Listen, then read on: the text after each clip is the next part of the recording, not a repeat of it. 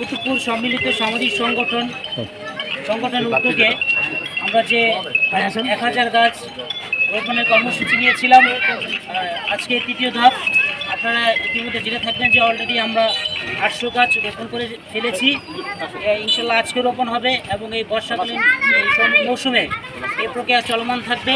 এই যে বৃক্ষরোপণ, এটা সারা দেশব্যাপী অত্যন্ত প্রয়োজনীয় একটা অনুষ্ঠান, যেটা আমাদের এই বৃক্ষায়ন বা সবুজায়ন, যেটা আমাদের পরিবেশের ভারসাম্যকে রক্ষা করবে, আমাদের সুস্থ সুন্দরভাবে বেড়ে উঠতে সহায়তা করবে।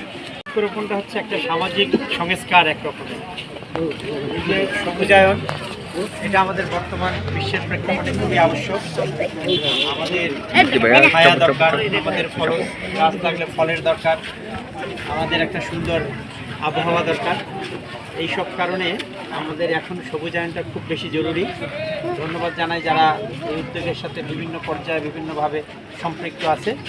আমাদের পরিবেশকে বাঁচানোর জন্য আমি একটা কথাই বলবো, গাছ লাগান, পরিবেশ বাঁচানো। কারণ চারদিকে যেভাবে কালো ধোঁয়া, যেভাবে পরিবেশ নষ্ট হচ্ছে, এখানে গাছ ছাড়া আমাদের আর কোনো উপায়ই নেই।